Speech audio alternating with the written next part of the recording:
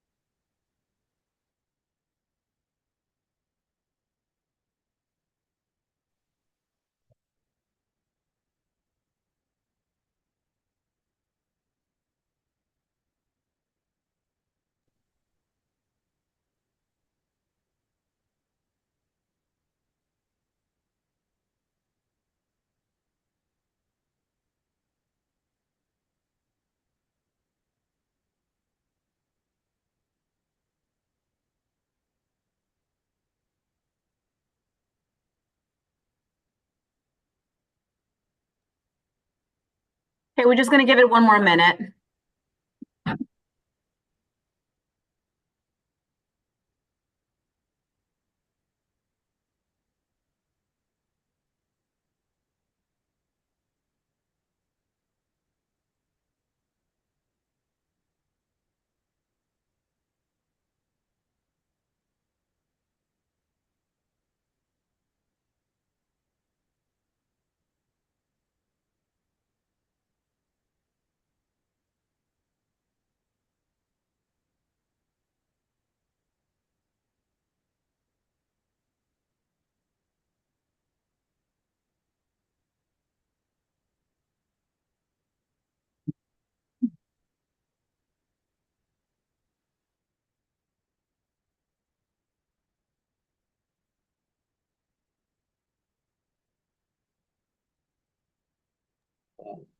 I know, Okay. I know he lives up here.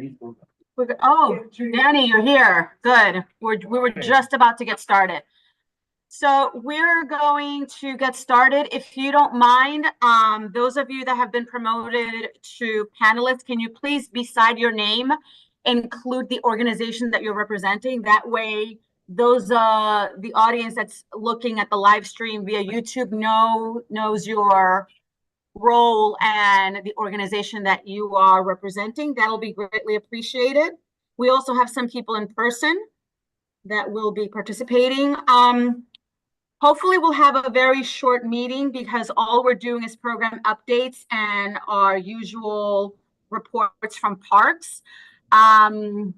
Unfortunately, we do not have quorum tonight, but we do not have any resolution. So with that said, welcome everybody. My name is Luana Ferreira. I am the chair for Community Board 12 Parks and Cultural Affairs, and I welcome you along with the committee, Daryl Cochran and Danny Bonilla, who are present tonight. And thank you to all the organizations who are in attendance, forwarding our collaboration with the community. With that said, I'm going to start calling. We're going to get into the reports. Well, my report is I was able to attend the United Palace movie night. I saw West Side Story. Steven Spielberg's West Side Story version. And I'm actually attending, although not necessarily in Community Board 12, the Centro for Puerto Rican Studies, Centro de Estudios Puertorriqueños, is actually conducting a lecture this coming Wednesday on the demolition of that Puerto Rican enclave to build Lincoln Center. And they're going to conduct a lecture and unveil the archives of that community. I've been on my like education stuff, watching stuff about Robert Moses. Oh, we were just talking about that. Yeah, We were just talking about that. I just downloaded that book by Robert Carroll, the Power Broker. Yeah, it's like Yeah. it's like 66 hours long. And I'm like, yeah, like let's go for it. It's the longest book I've ever just seen on my Audible stuff, Yeah. but I heard it's like a really thick book and all that. But Good luck. To do a stop. yeah, Good luck. It's an interesting era and fella, you know.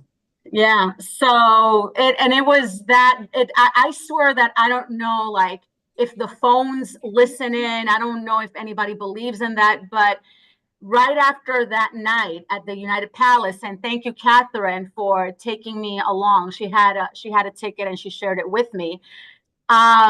This announcement popped up in my phone about you would be interested in attending this lecture. And I was like, oh, I just saw West Side Story. This is really weird. So I'm looking forward to it. The event is free. And like I said, not particularly pertaining to CB12. I'm always very interested in the dismantling of Black and Brown communities. So it's going to be interesting. That is my report. And with that said, I'm going to go with Marty Collins.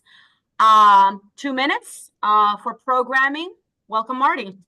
Everyone, let me introduce myself. I'm Martin Collins. I'm the Uptown Art Stroll Coordinator at the Northern Manhattan Arts Alliance, and we want to first invite artists and arts groups to join us on Wednesday, May 21st at 5:30 for a professional development workshop on AI with Patricia Miranda, who's an author, educator, and curator. This will be a little further south of us. It'll be at the Sanctuary at Broadway Presbyterian Church on 114th Street and Broadway. There'll be a mingle afterwards at a local restaurant. You can RSVP on our website, nomanyc.org. We invite everyone to the 23rd Uptown Art Stroll opening reception on Friday, May 30th from 6 to 8:30 p.m. at the Sugar Hill Museum on 155th Street and St. Nicholas Avenue. Here's 7 honorees, including Danny Bonilla, who is one of our honorees, and enjoy refreshments and visit Yay, Danny. on Friday, May 30th, 6 to 8:30 p.m. at the Sugar Hill Museum. The Art Stroll will continue through June 30th in West Harlem, Washington Heights, and Inwood with scores of events, exhibitions, and open studios from 125th Street to 220th Street. Noah's concert series will start on Monday, June 2nd at 6:30 p.m. at the Dykeman Farmhouse with Latin Brazilian jazz by Annette A. Aguilar and the Springbeans. Flyers for all of that are on the tables and also on the entranceway here to this room. I'll also be sharing that with the district manager for distribution for public consumption. And we invite you to see what basically is a 72-page guide, all-time record, 72-page art stroll guide with over 240 events and some 3 dozen exhibitions uptown throughout the entire month of June in West Harlem, Washington Heights, and Inwood. This is our biggest stroll guide ever, and we invite you to come to the opening reception on Friday, May 30th, where the guides will be available. They'll also be available for distribution throughout Upper Manhattan from 125th Street North, and I will be making that list of venues where those guides will be available shortly. But we hope to see everybody again. Opening reception Friday, May 30th, 6 to 8:30 p.m. Sugar Hill Museum, 155th and St. Nick. Thank you. Thank you, Marty. Marty, you're out of focus. I also want to welcome Wayne Benjamin, who is the chair for the Land Use Committee. Wayne, also, if you want to talk about the San Juan Hill exhibit, you can do that as a member of the board. Right now, we're trying to resolve the issue with the owl, and I don't know how to. Martin, Yeah, go ahead. how many events did you guys have last year compared to this year? Sometimes it just. We will have better. It looks a better. better readout of that because we have an online calendar. And so in the guide, you'll see for all events, scan QR code or visit our website. So there are, I just happened to go through all 31 days of the Art Stroll in the online calendar at nomanyc.org before I came to this meeting tonight. And I can see a number of events that have been added, workshops, events for artists, a number of sculpture. No, but activities. last year compared to this year, The number won't, I won't have the number until I get to June, because let's say you didn't have it together by the printed guide deadline, which was last week. yeah, But you want to do an open studio in June as part of the Art Stroll and get it in the calendar, you can do that tonight. I won't know that until I look at the calendar again. So the online calendar will NomaNYC.org. And that's the key. It So always does I would that. say we'll have more events because we certainly have more events in the guide than we had last year. And the exhibitions are about equal in terms of all three neighborhoods. It's about a dozen exhibitions in all three neighborhoods. I was just interested in like just the growth of it, like how much. Growth, well, the arts. How much money? Here's, I think, a concise answer to your question. In 2014, when I came back to work for NOMA as the stroll coordinator, the guide, the printed guide was 28 pages. Today it's 72 pages. Nice. I think it's better. Marty, you're back in focus. Thank you so much. Marty, I just love the way, hi, Paola. Paola, quick question. Sometimes this happens where the recording stops and I have to restart the recording. That's just my computer because it shut off. It'll continue recording. Thank you for that. I turn on the meeting, then it. Thank you. Oh, that's what we- That's why. It's usually Every at the same time. Your further hosting ability, so it stops recording from my side and it starts here. I don't have to worry about it ever again. All right, because I panicked. Have a good All one. right. Right. Thank you, Paola. Thank you so much. I love this. I'm going to see if anybody can see it. The fact that now all of the concerts are consolidated onto one page for our delight. So The first concert is the pre-stroll concert on Tuesday, May 20th, with award-winning jazz impresario Emmett Cohen and Grammy nominee Patrick Bartley live at the Harlem School of the Arts in 141st in St. Nick. And as of this morning, we had 187 RSVPs for it, and we've raised for the, it's also just a $10 donation for the Harlem School of the Arts summer camp. We've raised over $2,400. Yeah, money. thank you. Thank you so much. Any other questions, board? For Marty? No? Okay, the next person I'm going to call on is Melissa Kivett, Executive Director of the Dyckman Farmhouse Museum. Hi, thank you so much. We have a bunch of programs coming up, but the first thing I want to let you all know about is we have a brand new exhibition called Siam Papi. It's a stop motion animation and art exhibition by Dominican American filmmaker and Uptown multimedia artist Ann Fernandez. And that is up now through the end of June. So be sure to stop by and catch it. The film is about 22 minutes, but you also get a sneak peek into her, into the way that she built it. So into her process. So that's really cool. We also this week have our first History in Focus lecture, May 15th at 12 p.m. Dr. Andrew Rasmussen will talk about his 20 years of research in tradition, family, and conflict amongst New York City's West African communities. And then on May 29th at 12 p.m., Dr. Tyler Anbinder will be talking about his work, Plentiful Country, the Great Potato Famine, and the Making of Irish New York. And our big event for the spring is our Pinkster celebration every year. So on May 31st at 10:30, we'll be doing our second annual Pinkster Stroll with Cheney McKnight of Not Your Mama's History. This stroll is made up of descendant communities, and they will leave from the Dyckman Farmhouse Museum and walk to New York Historical Society, which is about 7 miles. And then we have a great group of ally volunteers who are going to set up drink and food stations along that route. If you want to help out with that, you know, please contact us. We'd love some extra help.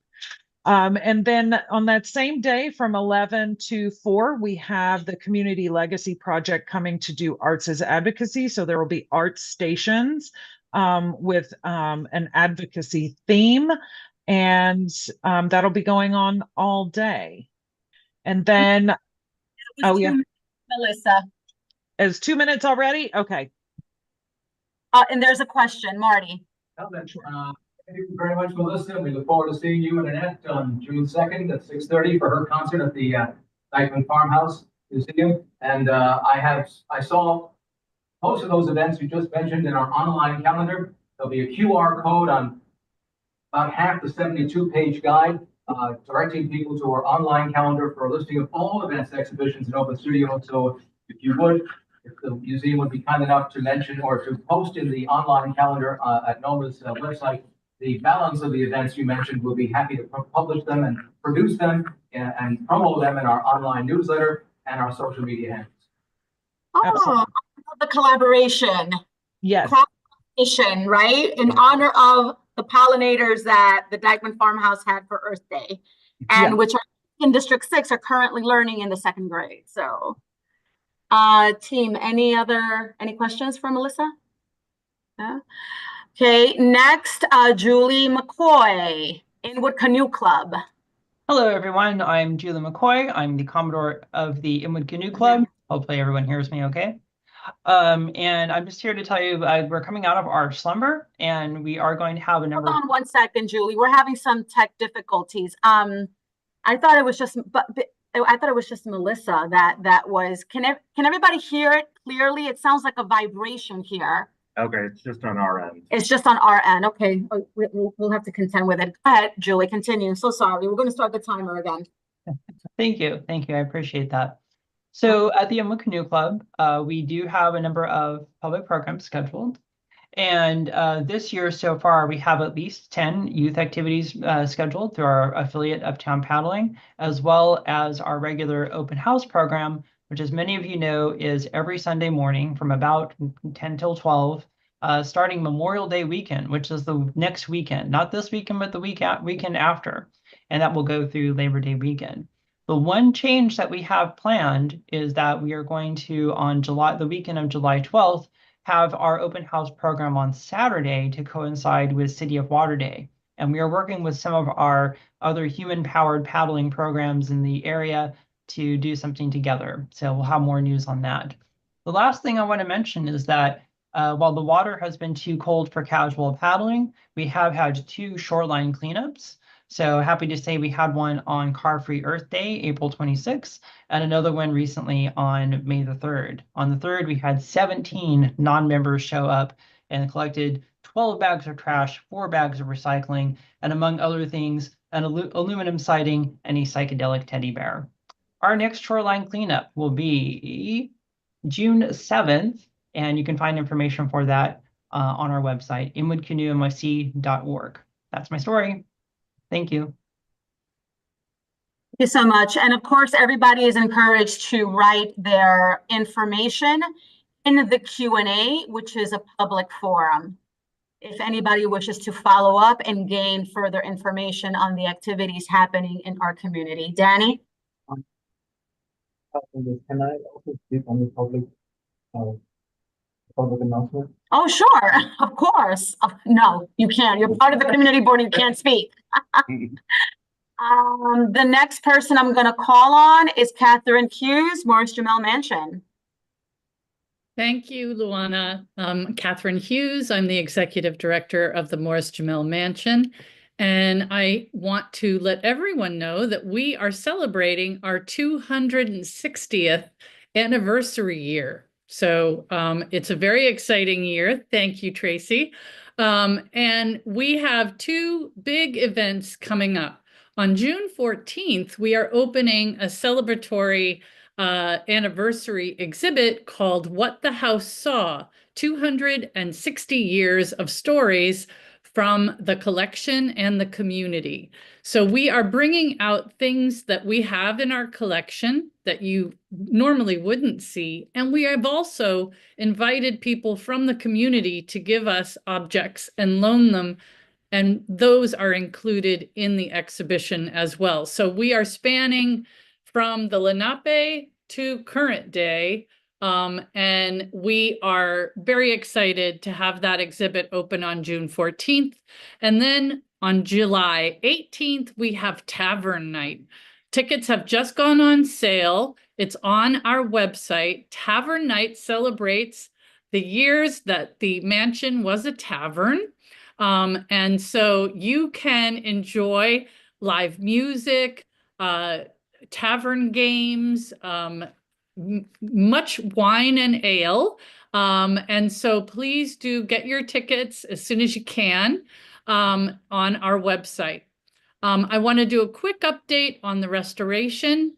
We are on sort of target, if you will, for getting paperwork to go through as it should. It's gone through OMB, and now our registration is with the controller's office. So we are looking forward to having that get through so that we can finally have our the contractor registered and everything really much clearer in terms of schedule. So we hope to have that begin in the fall, but we're still waiting word on the schedule. But everything is going through, and that's very good news. Thank you. Just in time, Catherine. Now, I think I saw somebody motioning. When you say tavern, will tavern games, what about tavern libations? There will be tavern libations, and there will be we're going on this theme of the nibbles will be the tavern nibbles that you might have had. So we're actually looking for an in-kind pickle maker. So we really think that pickles are going to be a big hit because you would have had those. And so we are approaching some vendors who do great pickles. But we already have sponsorship from Anheuser-Busch, hard seltzer, Dirty Water hard seltzer, the other half brewing company, and I'm forgetting the other one. Oh, Coca-Cola.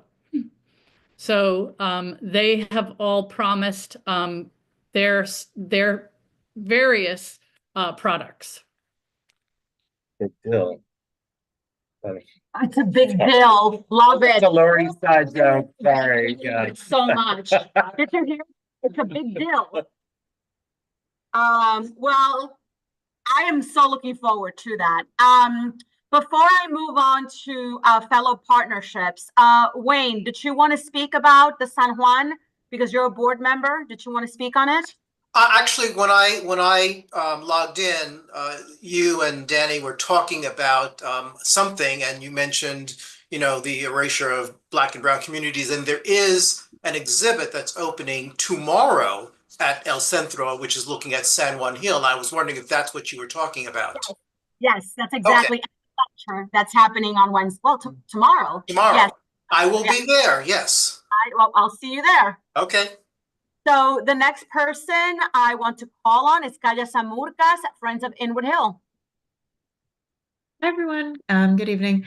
So yeah, Julie kind of beat me to the punch a little bit, but we're good partners, so there's no hard feelings. We had a ton of activities this past month. We had our big kind of marquee event for Earth Day Festival, which was our 10th annual one. It was really exciting to have so many different partners. We had advocacy and arts education in the forest. We talked about wildfire redevelopment and reforestation, erosion control. We were doing cleanups. We were doing planting.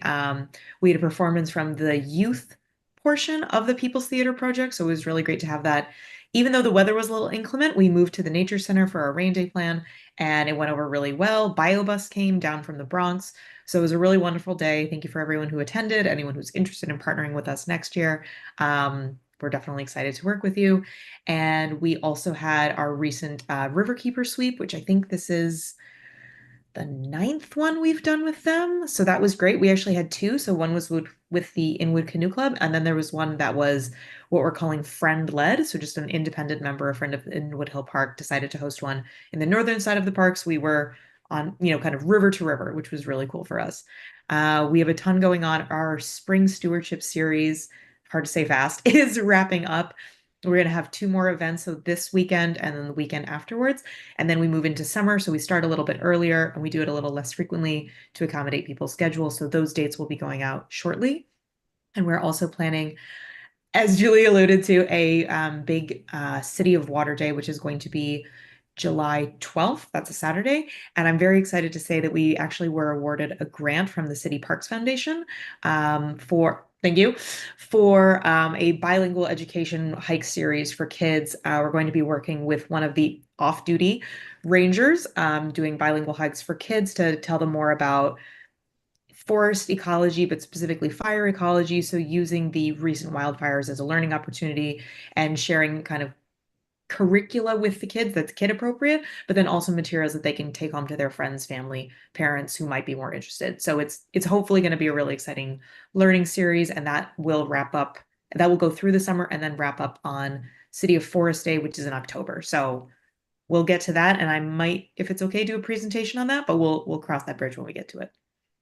Fantastic. And I just want to let you know, Gaia, that the third grade is now learning about water and fresh water, the importance of water. They're reading this book called One Big Well, or One World Well, something like that. So just if you want to tap into our local schools, all of District 6 is learning about water in the third grade. In the second grade, pollination. So just letting you know if you want to tap into that. Yeah, we had Amistad's school has a green team, and so they had a great showing out for Earth Day. So yeah, I'll definitely keep up. Any questions for Kaya and Friends of Inwood Hill? All right. I also want to welcome now Caio Corneiro, right? My fellow Portuguese last name share from the New York Restoration Project. Boa noite, Caio. Boa noite, Luana. Good night, everyone. I'm just sharing, I want to share our regular programming. We started 2 weekends ago, and from this May on, we're going to have also the Forest Cruise twice per month on Sunday and twice per month on Fridays. And this Friday, we're going to have the first one at Highbridge Park near the playground on 109th Street. It's starting at 11:30. And on Saturday, we have the urban agriculture volunteering in the community garden behind CPS 5 on Sherman Creek Park. So I just want to share these, and everyone is welcome to register. And can you please speak up? You're not coming through in a very clear way. I think it has to do with your headphones, perhaps. Okay. Let's see. Can you just repeat that last item?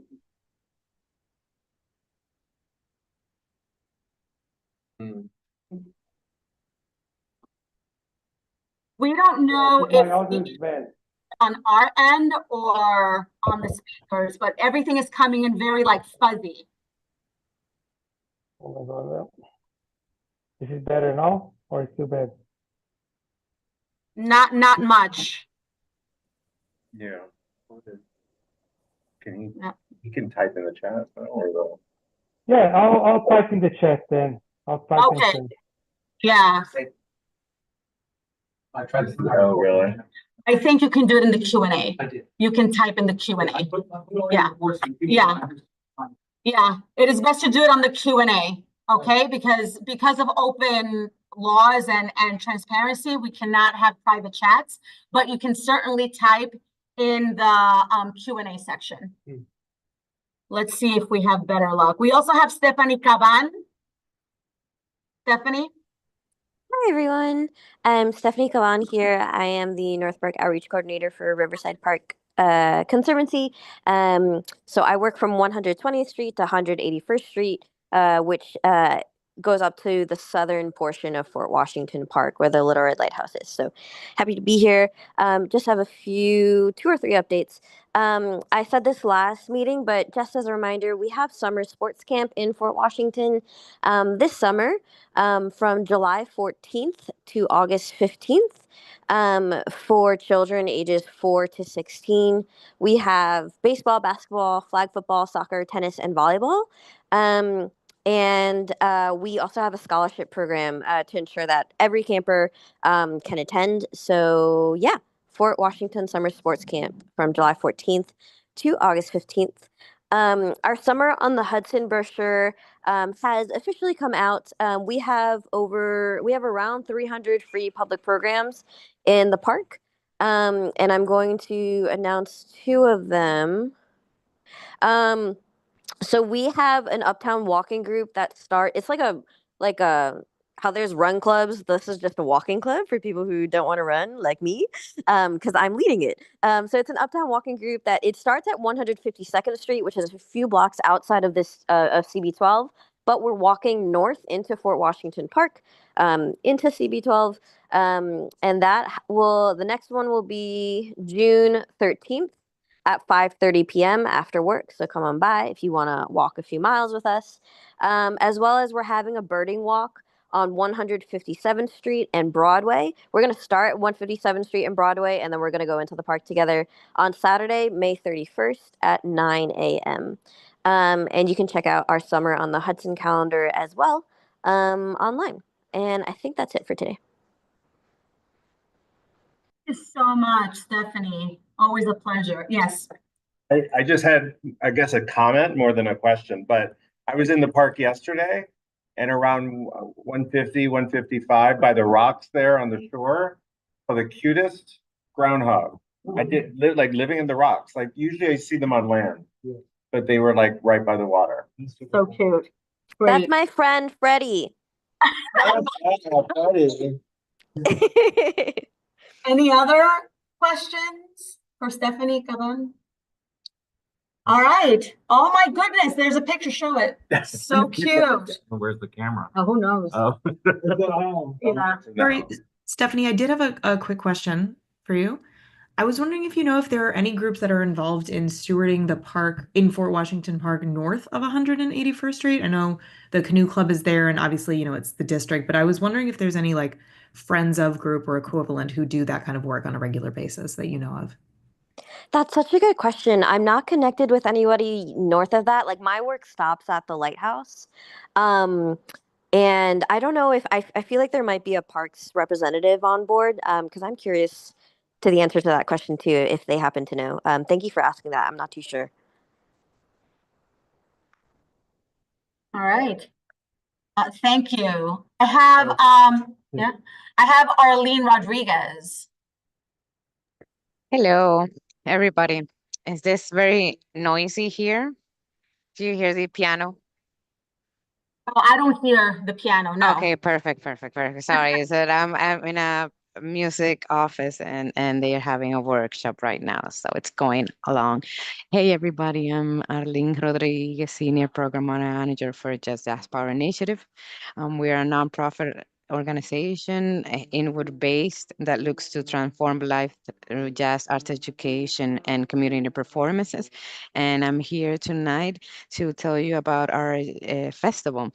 It's called Intergenerational Jazz Power Jam. This is going to be our third year at Pat's Lawn in Inwood Hill Park. It's going to be an amazing event. We have 4 amazing lineup.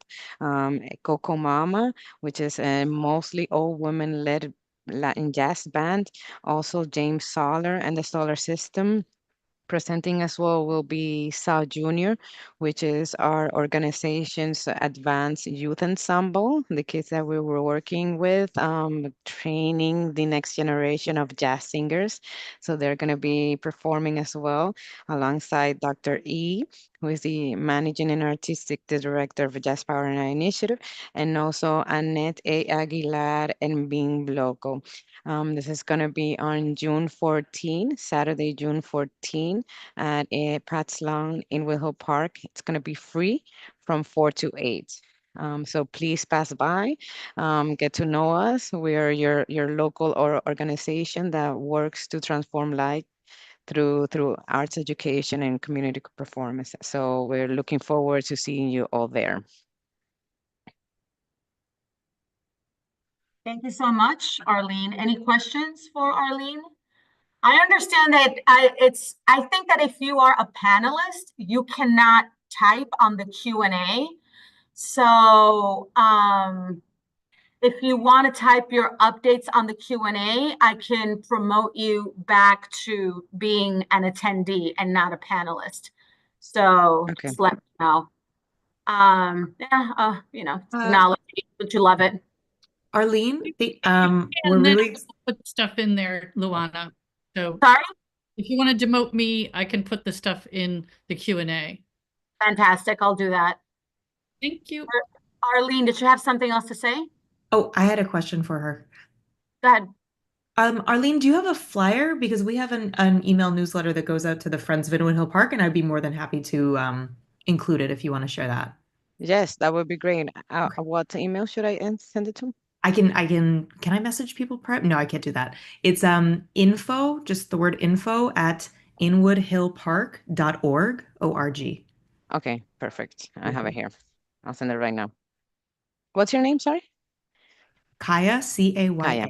Yeah. Okay. Thank you. Okay. Thank you so much. And thank you so much for working with me and your patience as we try and figure out the technology and find ways to really make all of this information public and available for people to attend your events. So I'm seeing in the participants, if I missed somebody, can you please let me know in the Q&A if you have a programming announcement? Otherwise, we're going to move to parks, but Danny has a question. No, I actually have a programming. Oh, go ahead, Danny, take it away.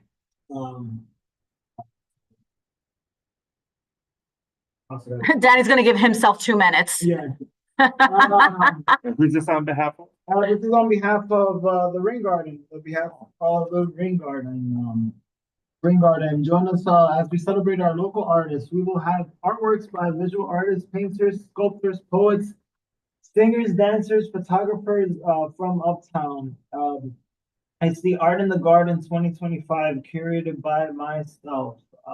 It's going to be on Saturday, June 14, 2025, and the rain date is going to be June 15, 2025. It's from 12 to 5 p.m. It's located on the corner of Beckman and Riverside Drive in Inwood. Also part of the Uptown Arts Show, the 2005 Uptown Arts Show, right? Did I get it right? Yeah, 2025. 2025, yeah, 2025. 2025 Uptown Arts Show. Basically, it's gonna be like it's a cute little art show. We have like at least like 200 to 300 people come in throughout the whole day.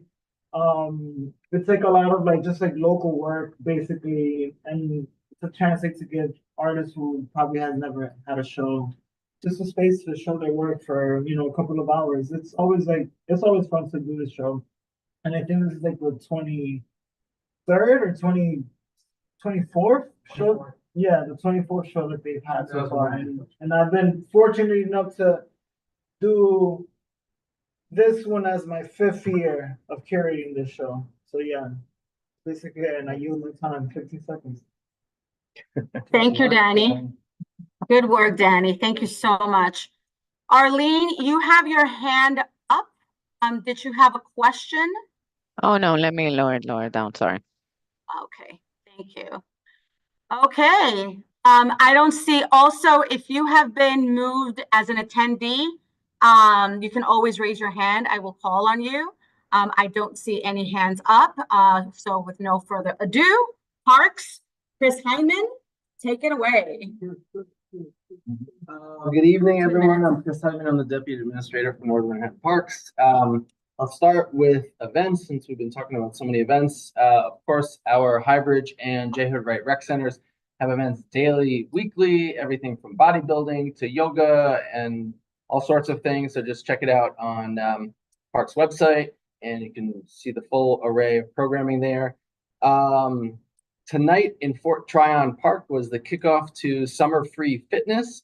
Well, it would have been the kickoff. It hadn't been rained out, but every Tuesday, Thursday, and Saturday mornings is Forest Fitness with Nancy Bruning.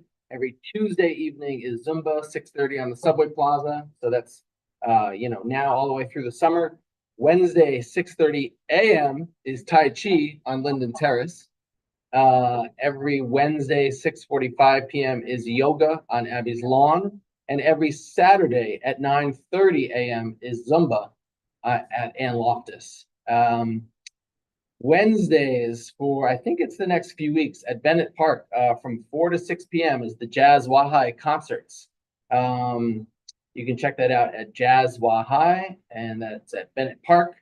Let's see, on the 16th at Highbridge Rec Center, we have art show, art inspired by Eric Carl, from 6 to 8 p.m. Join us to create colorful artwork inspired by the unique painting style of Eric Carl. On the 17th and every Saturday monthly, I guess it's every third Saturday, is New York Roadrunners Open Run in Inwood Hill Park, Seaman and Isham, 8:45 to 10:30 a.m. They meet at the Isham Street entrance to Inwood Hill Park. Let's see, June 1st, Fort Tryon Park, we have a guided nature and wildlife walk with Ken Chaya. Meet at the Heather Garden, that's June 1st at 10 a.m. Drums Along the Hudson, of course, a huge and very popular event going for, I think, a few decades now, at Inwood Hill Park from 11 a.m. to 6 p.m. on June 1st. On June 6th, the Scandinavian Music Festival kicks off at Cloisters Lawn in Fort Tryon Park from 5 to 7 p.m.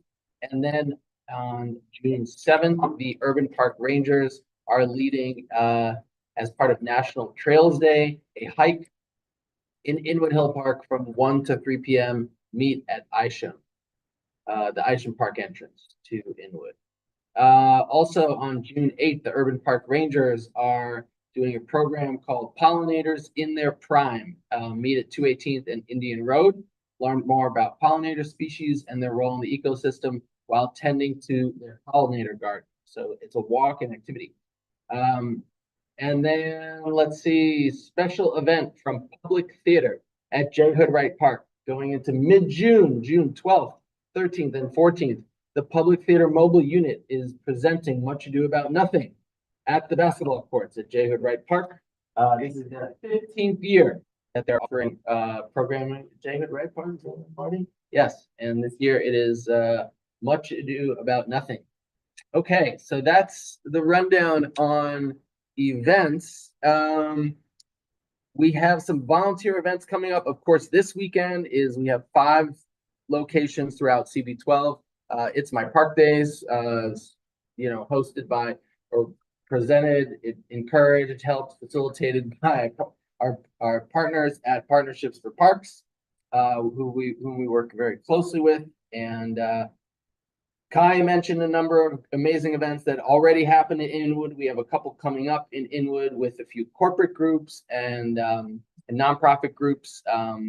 We had a corporate group in Highbridge last week that painted and scraped the entire retaining wall at the Fort George playground. So if you're over there, it was in terrible shape. Now it looks beautiful, thanks to about a dozen corporate volunteers from a bank whose name escapes me at the moment.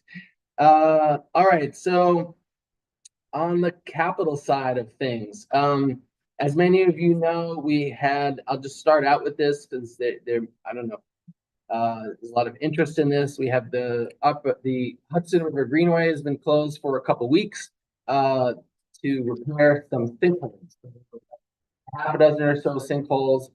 Since that project started, we've had the chance to go in a little bit more deeply and close in and identified a number of other sinkholes that were starting to emerge. So we've made the decision with DOT and the contractor and our capital division to address those as well. So the bad news is that the closure will be extended for a few weeks. But the good news is that we're trying to head off some of the emerging sinkholes at the pass so as to limit additional closures. And if there are questions about that process, I can, happy to answer them. Concurrently, a project that is essentially studying the feasibility of a larger, more long-term repair for the Greenway, including an analysis that's been proposed a couple times, both in this committee and I think at the Transportation Committee, of looking at the Henry Hudson, the left lane of the Henry Hudson as a potential detour. We're looking at access points along the Greenway. And so that project, it's like a year-long study, has kicked off. It's just mostly internal, it's survey work, but there will be a public engagement process that'll be part of this, and we can share more details about that at the June meeting. We'll have some dates, and that'll be, you know, over the summer and probably into the fall that we'll have some engagement processes, and then again on the tail end, towards the tail end of the study. And that is not, it's just a study just to determine what we might do. It's not a capital project, but really just exploring the feasibility of different longer term solutions for the Greenway. Other capital issues, we had a really lovely ribbon cutting at Bennett Park. There's still some landscaping work that's being done over there. If folks may have noticed some seeding and work on the natural grass. The turf lawn is, you know, is holding up very nicely and is very well used. Kiskea restrooms are not quite done. We are behind schedule, and you know, we're running into some challenges with that project. It's still moving forward, but I don't have a date yet as to when those might open. The Monsignor Kett restrooms, those are moving forward very nicely. They're about 95% complete, and we should be done with those by the end of June. So those should be open. Just in time for the summer. Right, the restrooms should be open this summer. Hickman Soccer Field, this is the reconstruction of the soccer field to a turf field. We have about 70% of the work completed, and that project is moving very quickly, and we should have that open as well by July. Lily Brown Playground, I don't think we reported on this last month, but Lily Brown Playground, the reconstruction is underway. There's all sorts of utility work, and, you know, contractor there is moving quickly as well. That's a year-long process, so it won't be until next spring likely that that's reopened, but it's moving along nicely. The Inwood Ball Fields project, so this is ball field 1, 2, and 4 with the lighting and renovations to the bleachers and an ADA ramp that's making it easier to access the dugout and field. That's happening, and the one little update on that, I mean, it's going fine. We are looking to connect the construction trailer to our park house, that like 20-yard span or so, just so that we can turn the generator off during the day, because the generator that's next to it's very loud, and it's kind of right where all the dominoes, and, you know, so we're trying to actually make a hard electrical connection there, which will make that a lot quieter over there. Mentioned the sinkholes in Fort Tryon Park. Billings Lawn is about to undergo reconstruction. So this is essentially some drainage work because we have some terrible erosion issues over there. So it's some drainage work, and the entire lawn will be restored. It's going to be up to a 6-month closure of that lawn in order for us to, you know, in order for the new grass to fully establish. It's likely that we're going to reopen that towards the end of the summer into the fall, and that work is about to kick off. In Isham Park and Inwood Hill Park, we have 3 retaining walls that are being reconstructed. It's wrapped into a much larger retaining wall contract throughout the city. It's like a dozen sites or so. So one in Isham is likely going to start very soon. There will be a path closure. It's not going to be for very long. It'll probably be about 8 weeks, but we will have a detour around that, and so access should be maintained pretty easily. Ball Field 6. This is another lighting project for Inwood Hill Ball Field 6. It's still in the design phase, but that field is going to be getting lighting as well.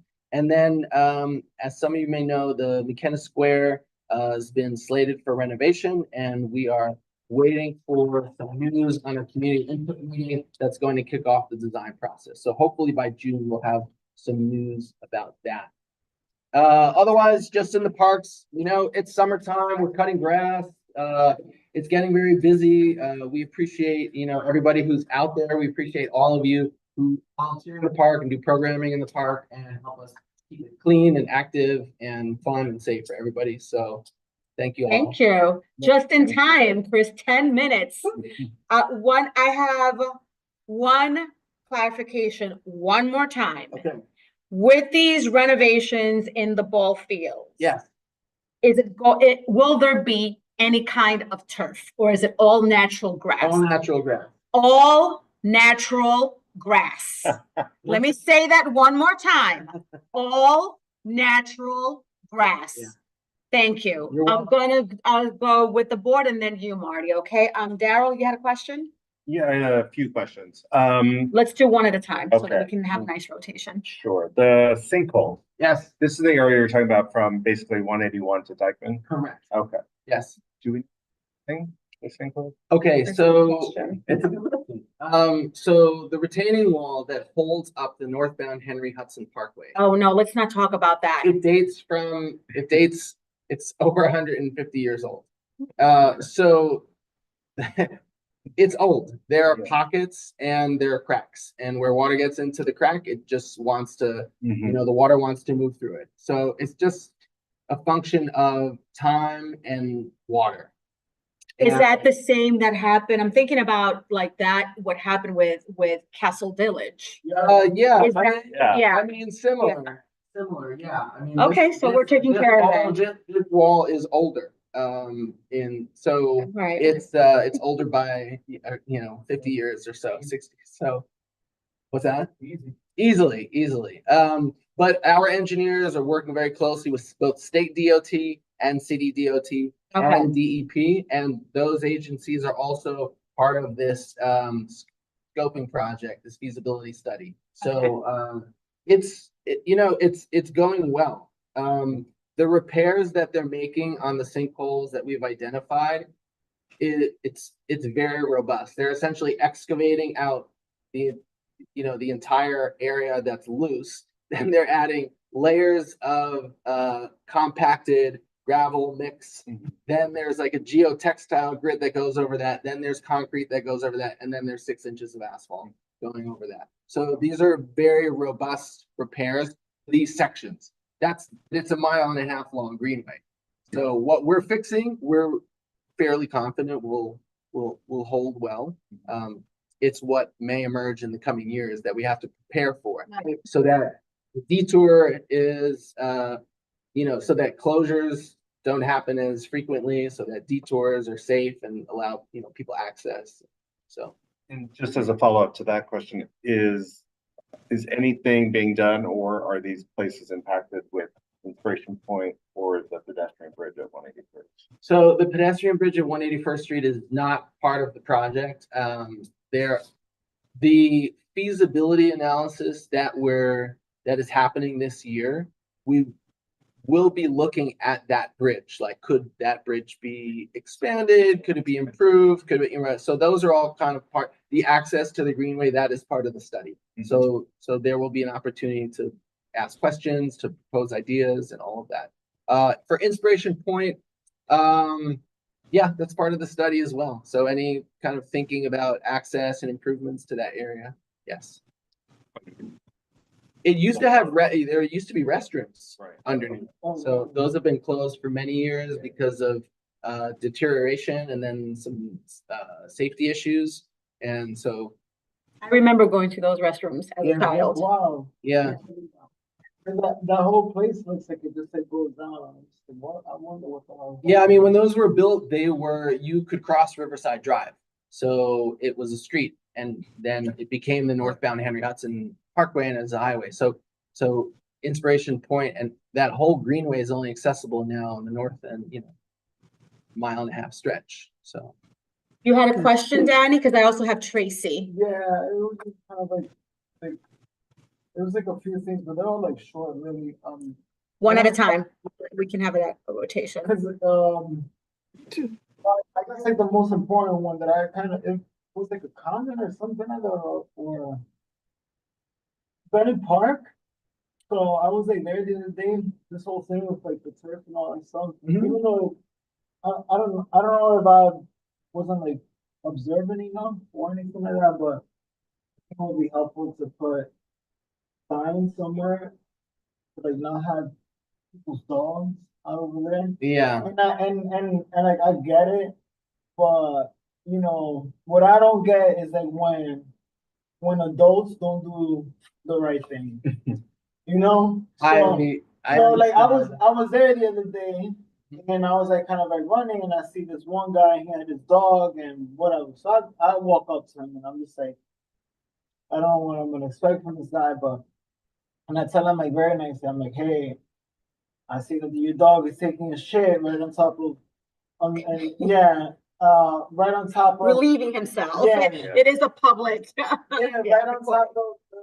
right on top of the turf where kids play. And that's all that I was like making the point towards. And you know, very antsy, very, you know, like I don't want to hear it, blah blah blah, this, that, and the third. I'm just like, well, I am talking to you like a human being and all that stuff, but it was just like kind of like very but it does suck that it's just like we got like grown adult children like going out with like their dogs, and then I saw another dog, and the lady was like nice enough, and she was like, "Oh, I'm sorry," and all that stuff, and took her dog away. But it kind of does suck that now then in the day in the morning, if there's gonna be some kids playing out over there, then there might be like some dog residue. Right. And that sucked. Right. So it's an issue that we're very aware of, and we've heard both sides of the topic. There are turf lawns that are in the city that are essentially considered passive lawns, and no pets are allowed on it. It's something we're exploring, but it's a process that we also have to go through, both with the local community and the friends groups around Bennett Park, and then ultimately we may come to the CD to the committee to address that issue, and then and see if there's something we could do about that. Yeah. So, but you're right on. It's an issue, and you're definitely not the only person who's brought that up.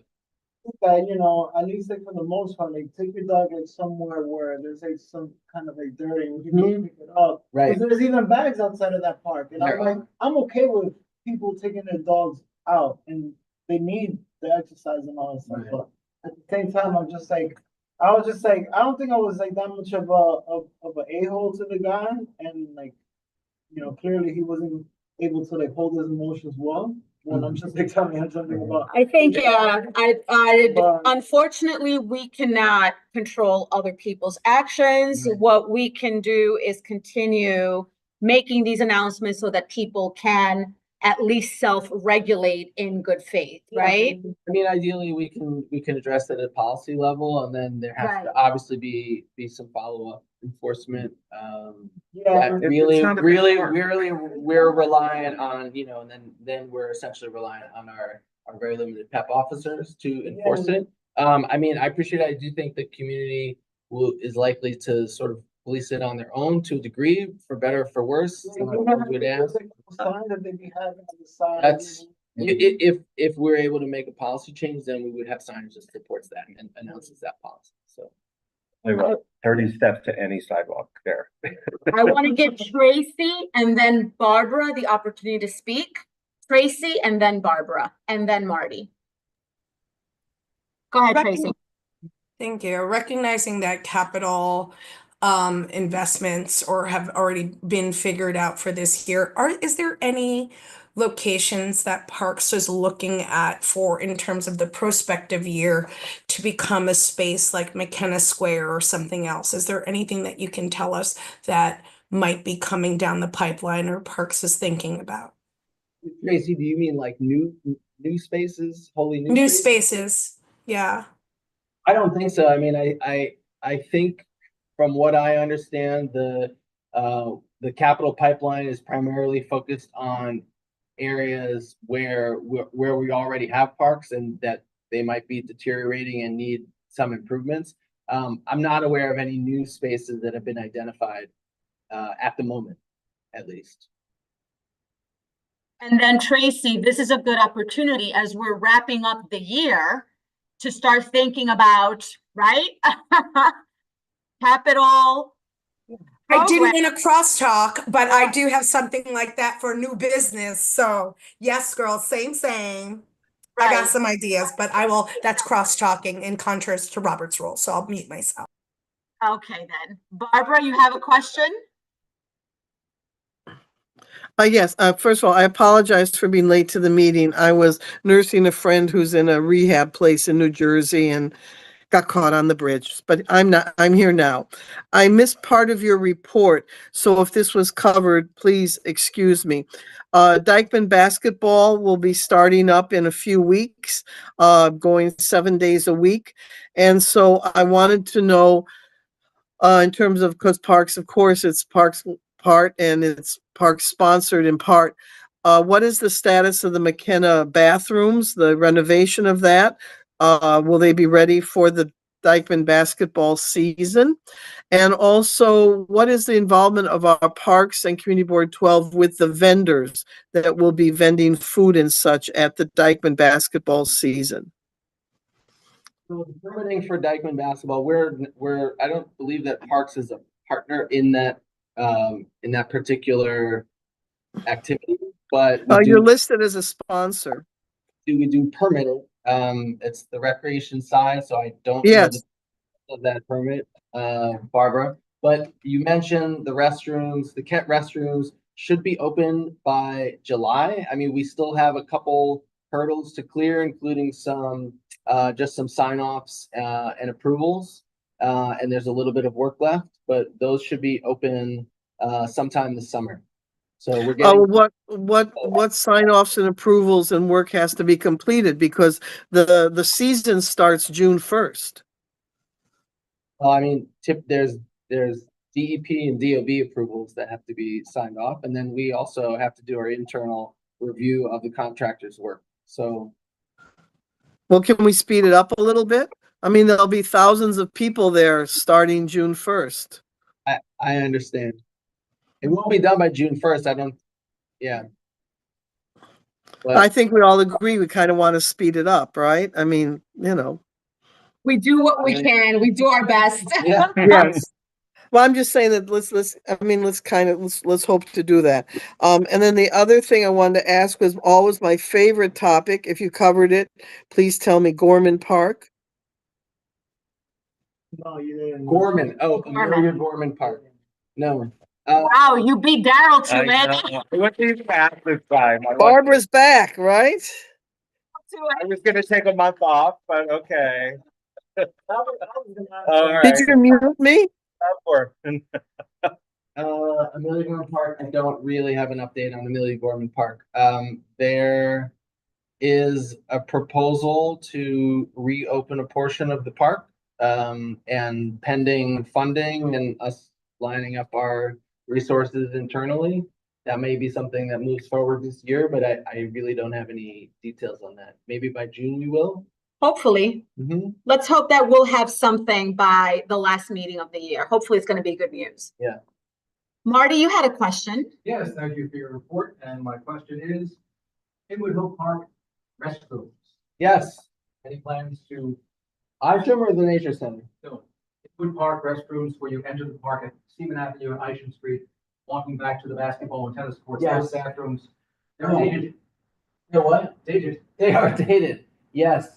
It's a good question whether that particular park house and restrooms are in the pipeline for a rehab. I have to come back to that. I have not heard that it is in the pipeline.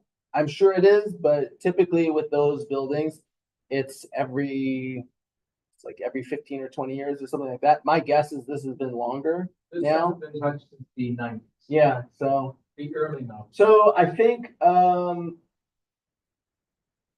so for example, the restrooms at Lily Brown Playground, I think the last rehab there was 2002. And I think speaking with someone from Capitol, it sounded like the earliest they would likely be done is like another 8 years out. That's from 2002. So it's really maybe closer to 30 years.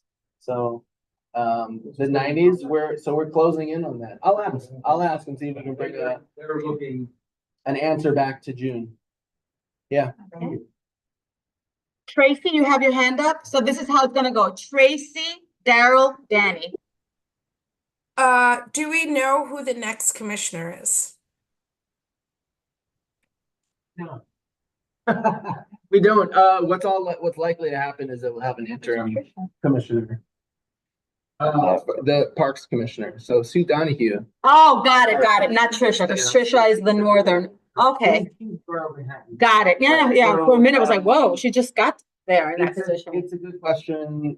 We're likely to have, we're likely to have an interim commissioner given the mayoral election, so we should know who the interim commissioner is by next month. Fantastic. Mm-hmm. Daryl? Oh, it was Danny? Okay, Danny.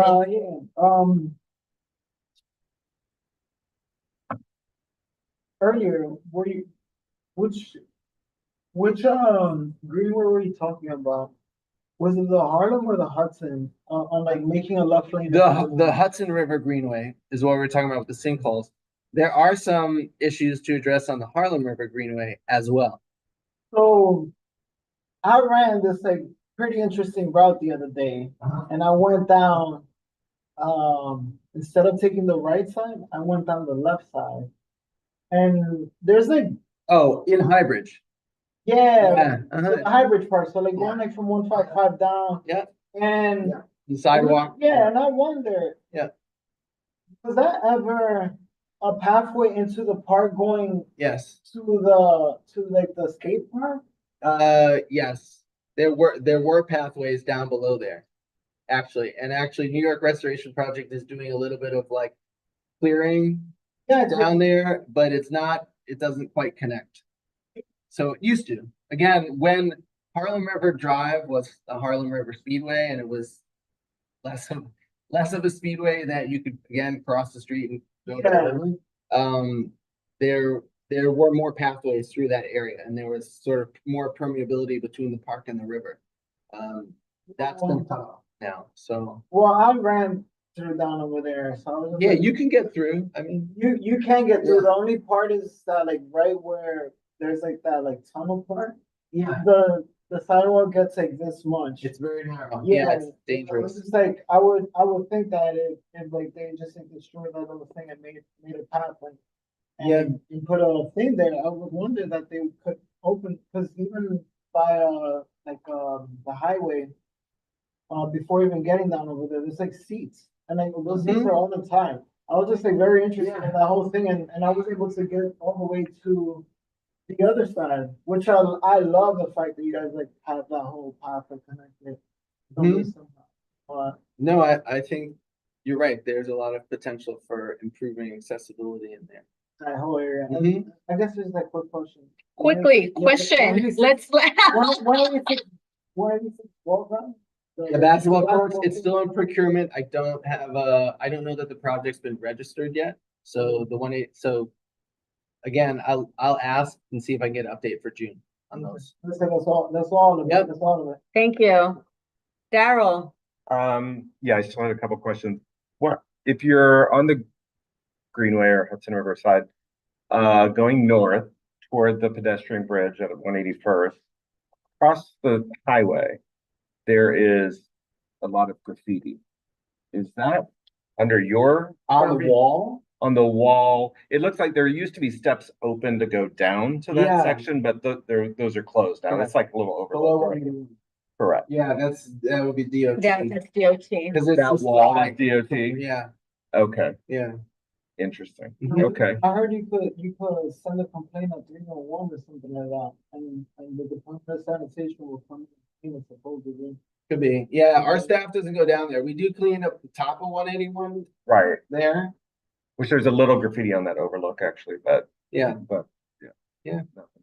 Yeah, there are blurry lines between what's within the purview of parks versus what's within the purview of DOT. Right. So I should mention this just while we're talking about parks and DOT. This is exciting news. I don't know if it was announced at the DOT committee meeting, but I did just learn today that DOT's is planning very soon to start a project that improves the crosswalks across the access ramps to the Henry Hudson Parkway along Riverside Drive north of the hospital. So if you kind of go down the hill from 165th Street towards that, towards all the ramps, and the left-hand side is a portion of Fort Washington Park where ramps come in and ramps go out, and it's really a hazardous area for pedestrian. So DOT is going to be starting essentially tightening those curves to slow traffic down and improving and actually making crosswalks across that area. So if you're no, it's sort of in the open area, that kind of low spot where Riverside Drive comes down the hill before it goes back up. So that's kind of the back of the buildings are like right correct. there, yeah. Yeah. Now That's talking about fantastic. pavement. It's after you Yeah. go under that pedestrian bridge that connects the two sides of the hospital Okay. over Riverside. I actually did it, and there's a part you just kind of gotta look and run. Yeah, essentially, right. So this project is, coming. I think this project was scoped back like around COVID, and it's now hitting the ground, which is just terrific news. That's fantastic. Mhm. Kaya has a question. Sorry. Okay, one more. Okay. One more. Well, and then actually, I I'll had get two Kaya. Yeah. questions. The Rock Art that's over by, like, south of the tennis courts. There's someone who's like piling. South of the tennis court. Yeah, it's like In the field there? by the water, right by the water. They're stacking rocks on. Yes. Yeah, no. Who does that? That's not you all. No, it's not. It's, I mean, that's in. Some that's random in artist. District 14, that's Riverside manages that area. And Okay. I don't know that I think they just let people do that. Okay. They be talking, sometimes they be talking It's about nice. it, and if they see it, if you see, you have to like kick it down. Oh, really? Yeah, because the thing is that if a kid passes by there, what is it? Yeah. They should know better not to stand next to it. It might be considered like a structure. Yeah, It yeah. isn't for far, but it is a hazard that if like anybody passes by them where they just kind of want to sit and chill, and then a rock comes in. Bam, Yeah, bangs well, you're it. not sitting there like the, yeah, it's on the other side. It's like Yeah. curious people who come in. You shouldn't be. Agreed. And the Renaissance Fair is not That's happening. It is not happening. not. No. No, it's not a. The medieval. Medieval, yeah. Medieval, not- Jenna already Yeah. said that a couple of months ago. We did ask that question. It's usually in September, and then Right.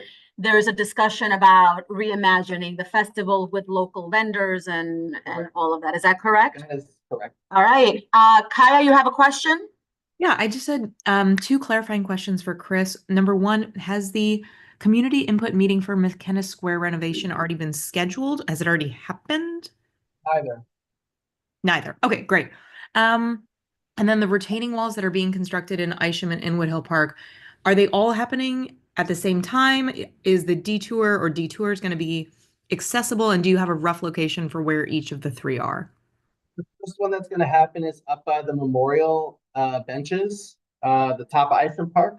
Okay. So that pathway where the memorial benches are will be closed, so the detour essentially would be around the west side of that. The staircases will both remain open, but the pathway between the two staircases, sort of at the top of the slope, that will be closed to reconstruct those. There's two retaining walls. There's one kind of at the terrace, and there's a lower retaining wall that's in the woods that you can't even see, but needs work as well. So that's the first project. The second one to happen, and these may be concurrent, is the one in Inwood, up above Payson, above Payson Ave. Okay. And so that one has been, I don't know, I think at least 5 or 6 or maybe more years that's been out. So that one should start soon as well. And then the third project is in what we call the alley that connects Broadway up to Park Terrace West. And there are two bulges in that large, in that very heavy stone wall along the alley. So that'll be the third one. That one is likely not to happen until either late this year or even early next year. Okay, so 2 in Isham Park and only 1 in Wood Hill Park. Correct. Okay, I thought I had it backwards. And will you be letting us know McKenna Square at, I guess, maybe the next meeting? I hope so. Awesome. Okay. Thanks so much, Chris. We really appreciate it. Thank you. I want to do a quick time check. It's 7:47 p.m. We have other questions, Daryl, or very good. I want to give the opportunity. I'm so sorry if I am mispronouncing your name. Person with the last name Seville, that I can say, and then the first name is Wanye. Wanye. Yes. Wanye. Wanye, yeah.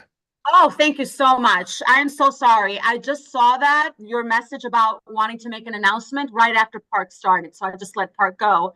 Okay. Please, make your announcement with the Hudson River Community Sailing. Okay. So hello, everybody. My name is Wanye Seville. I'm the program director for Sail Academy and Hudson River Community Sailing. We're based out of the Dyckman Marina. We work with up to 100 kids in Harlem, Washington Heights, Inwood, and the Bronx, teaching free sailing as well as STEM education and leadership. I just wanted everybody to know that as of Open Streets Day or Car Free Day or whatever they're calling it this year, we started a program out of the Dyckman Marina. We started public programs May 1st. Not only public programs, we also do adaptive sailing, and we do youth programs, our flagship program being Sail Academy. So we do have a few events coming up. Starting Saturday, June 14th, we have our Sail Academy graduation, where about 100 students will graduate from our middle school programs. Sunday, June 22nd, we also have free public sales. So we'll announce that on our website, and anyone from the community could come in and take a free sailing lesson. And we'll be repeating this on City of Water Day, July 12th. Just so people know, the marina is still slated to be closed starting the winter of 2026. So this coming fall will be our last season of programming out of the Dyckman Marina. And that's it. Thank you very much. Thank you so much. Any questions for Wanye? Thank you. There are no other announcements. Let me just close this. I don't think we have any old business. Do we have any new business to address? I know it. Tracy, go ahead. Land use a while ago. Oh, wait a minute. I'm sorry. Wayne is here. So I love how you said land use, because Wayne Benjamin is here. Is Wayne on land use? No. So when we wanted to get community feedback about which buildings and things in CB12 our committee should be looking at of possibly supporting for sort of historical preservation or things we should be made aware of, we created a questionnaire along with a QR code that was distributed throughout CB12 to get feedback from CB12 about this, to answer this question, right? Because although we on land use are fabulous, we are not all of CB12. So how does this relate to parks is that thinking prospectively, right? We're sort of at the end of, as we just heard from Chris, of the capital, the investments request time. I thought maybe what we could think about is maybe creating a questionnaire or things, and I'm not sure what the question is, but I could come up with some questions for the community about, are there spaces that are maybe not parks in our neighborhood that we want to start considering to be turned into a park, like a McKenna Square, right? And then that way it's taken from the DOT and sort of given to parks, right? Taken from DOT sounds so cruel, but you get the impression, right? Are there other things, parks, concerns, issues that the community has that we should be sort of placed in our agenda? So this is sort of a two-part new business. Part number one is, should we sort of create a sort of feedback questionnaire that could go out to libraries and things with a QR code to sort of get feedback from the community? And two, secondarily, and maybe my more personal mission is, are there areas that we want to sort of begin to encourage parks to turn into official parks. And that is McNeil's New Business, over and out. Thank you, Tracy. I love the idea. I'll work with you on formulating questions or scoping out areas that can lend themselves to capital projects to improve the community. With that said, we have to be cautious that some of these areas can be privately owned, and we would need input on that, making sure that whatever suggestions we want to make, they fall under the purview of, let's say, Parks or DOT, and we can ask Leo, who is the chair for transportation at DOT, because I remember a couple of meetings ago, we were having a discussion about this sort of like abandoned lot that is privately owned. It's privately owned, but across the street from it might be another triangle that is actually controlled by DOT that might be up for this type of McKenna consideration. You like that alliteration I did there? Okay, or it sounded that way. Okay. And then that can also lend itself to getting some funding from the state through the brownfields areas, the BOA. Yeah. So yeah. Danny and then Barbara. What was I gonna say? I wanted to piggyback off of like the survey thing that she's proposing.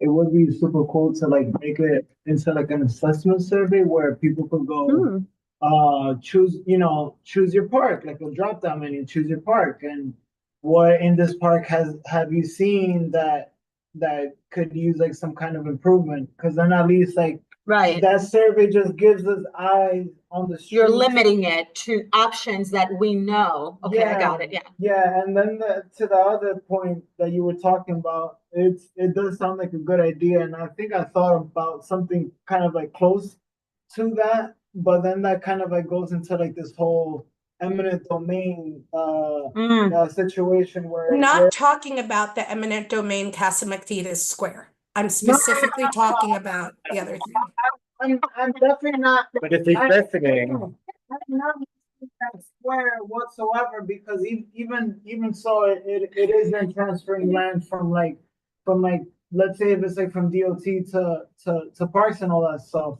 But then again, like let's say if it is that we do put in that survey, what space or area can we consider seeing a neighborhood actually vouching for, to quite possibly say like we do need a park square there, because it's like we can say, oh, that looks like a place where a park can go. Like one person could say that, but then like who else in that same neighborhood would want to see a park like that there and all that stuff? So, where I did like remember talking about like that one block that's on like Wadsworth Terrace, like there's a piece of land there that is just like kind of like next to park, kind of just like no buildings there.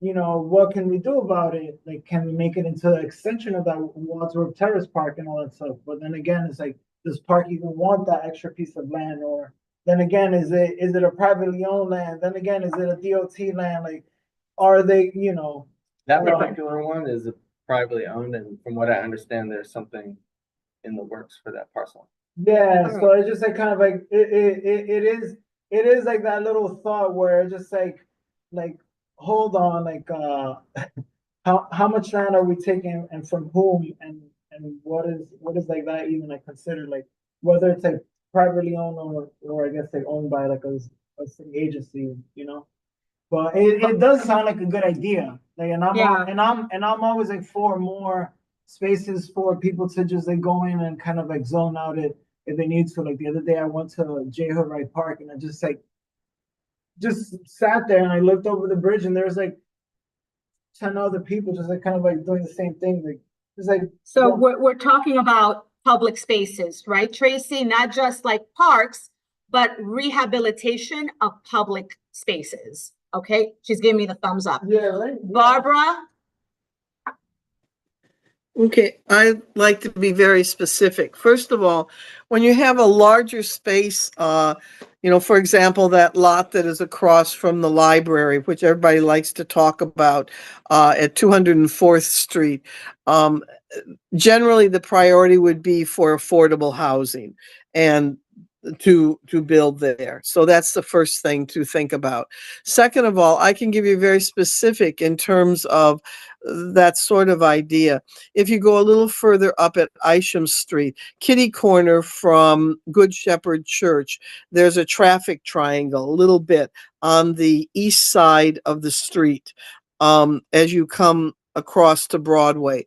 And that is derelict. It can be made to look nice. And if you look up at 187th Street, right where Cabrini starts, that was made nice. It has just a few benches there, some nice plantings, and people sit there all the time.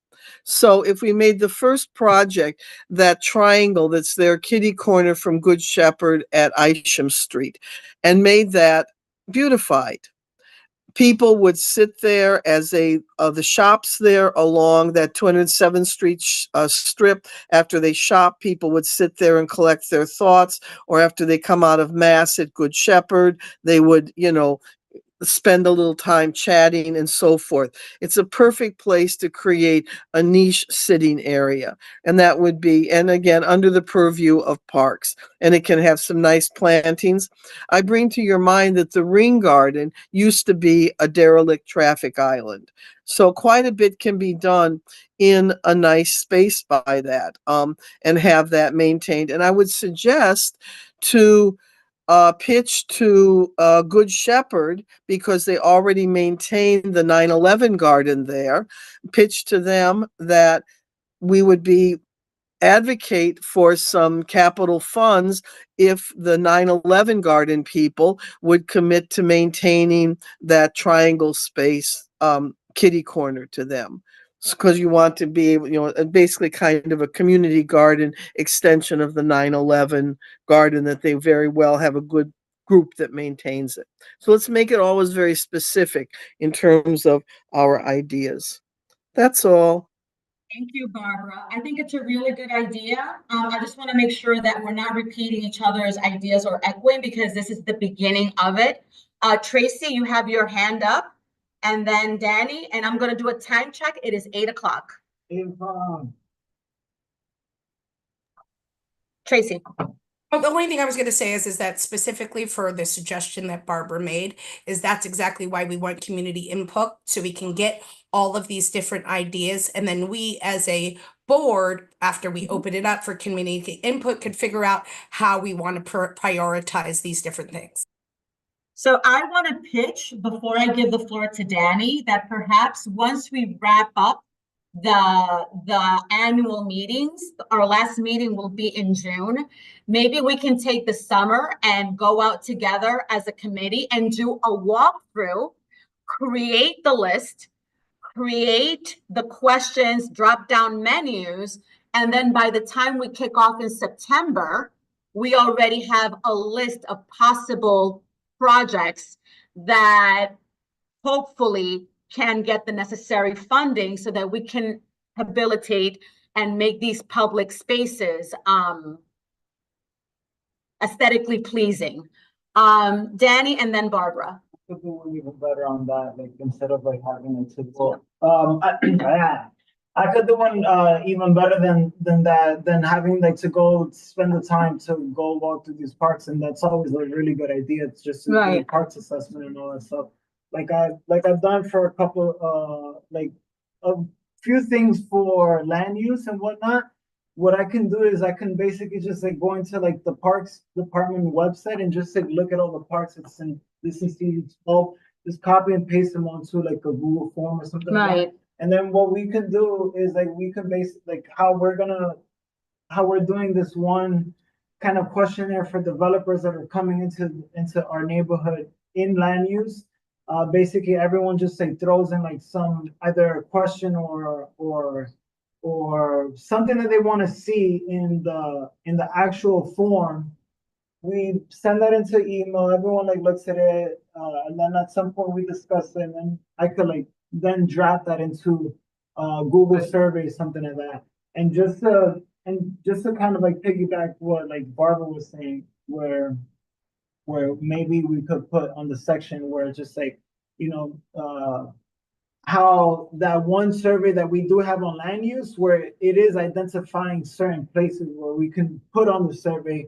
Is there a place where you identify that this could be an area for some kind of beautification project that require that could be made into some kind of a park, or that's like looked under the parks, like Leopold or The problem is that when you have it open like that, people don't know if it's privately or publicly owned. So then that's why what Tracy is suggesting is to create a limited list where we know for sure that there is potential for rehabilitation, because then if it's open, people are going to say, oh yeah, the corner of A and B, but then that doesn't fall within the purview of, and we don't want to make that kind of promise. Yeah, but I would think that at least if someone suggested that, because we have to like see it at some point, and I would think that maybe if it's like, okay, like this person sees this, and we just easily go to NY Zola and just like see like what is that part of, who owns that part of the park or whatever, and then say, okay, like this is owned by here, like, oh yeah, we can then bring in this organization or this person and say, hey, like you guys have like 20 or 40 or 30 different people writing into the survey. Thank you, Marty. And you guys are really interested in this, and this is also part of park. So then that means you qualify for whatever. Because and that's what I would just like think, that we're just like doing just a little bit of work on actually saying if this is good or not. And I think we need to start bringing the owners in here too. Yeah. I'm sorry, we do. Barbara, I just want to make sure, I'm trying to end this meeting in record year. And then I'll also be in Kyiv working with Kids Save, which helps to transition orphans out of the internat system into jobs. And I'll be helping them to write resumes and learn job interviewing skills. They're partnered with like Hyatt and McDonald's and other corporations in Kyiv. So I'll be in Kyiv and Lviv doing that. So this is sort of my sign off from the Parks Committee. Though I will be around in July. I will be coming back, but I will be in Ukraine for all of late May and June until July 2nd. So Thank you so much. And if you're not seeing in the chat, Tracy just called you a rock star. oh, okay. Yeah. And then one other little thing to add to Tracy. If she hasn't looked at it yet, the ideas she brought forth, the Dyckman Rest, which we created, what is exactly what she's talking about, because that park there, right there at the edge of Highbridge, was nothing. It didn't exist, and now it's a great rest station, playground, and dog run. And it didn't exist before. So that's an example of what she would like to see happen. So. You're passing the baton, Barbara. You're passing the baton. Passing the baton. And I didn't reapply to the community board. I'm, resigning from the community board or whatever. But what I might do is apply and be a community member just to the Parks Committee. It's a little bit too much for me now. So I might just be a community member for the Parks Committee. I'll talk to Catherine about that. So this is sort of my sayonara. How many years on the board, Barbara? Almost 10, I think. Almost 10. Yeah. Almost 10. Yeah. Thank you so much, Barbara. The best of luck in your travels and teaching. Kaya has one more question, and after that, call for a motion to adjourn. Kaya? Thank you so much. And yeah, I'll try to be very brief. So obviously Parks is funded below the level that I think most of the people here thinks Parks should be funded, right? I think a lot of people agree. For the 1%. For the 1%, 100%. So adding new parks to the district means, the same amount of resources, but more work to do and probably the same amount of staff to do it. So I think that's definitely a consideration to keep in mind and say, oh, and they can make this a park, this a park, this a park. So in terms of looking for new money, you know, yes, there's the hope that, say, the mayoral election will change the priorities of how parks get funded. That could be amazing. But potentially appealing to the council member or to the assembly member or to Robert Jackson's office, you know, various elected officials to fund some of these is something that I think would be really great. But I definitely, you know, am aware of how taxed parks is because we try to work with them. You know, we're also pretty strapped too. But, you know, it's very exciting and we would love to be part of it as the kind of the northernmost people. Thank you. Thank you so much. Great meeting tonight. Motion to adjourn. Daryl, your motion to adjourn, although we don't have a quorum, but yeah. We are, in record time, an hour and a half at 8:08. Okay, we are closing the meeting for tonight. Thank you so much, everybody. Fantastic meeting. Thank you. Thank you. Have a good night, everybody. Good Be luck. safe, Barbara. Be safe. Be safe. Be safe, Barbara. Yes.